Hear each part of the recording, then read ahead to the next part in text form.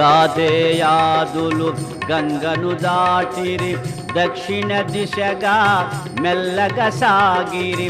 సింహశార్దూల గర్జనములతో మదకుంజరముల ఘీంకారములతో ఆ ప్రదేశమొక కీకారణ్యము.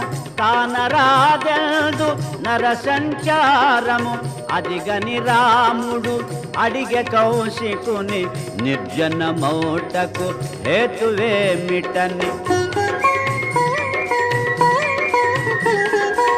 సుకేతుడను యక్షపతికి బ్రహ్మవరమున జనించె తాటక, సుందరమైన కుమారి తాటకను సుందున కొసగి పెండ్లి చేసెను.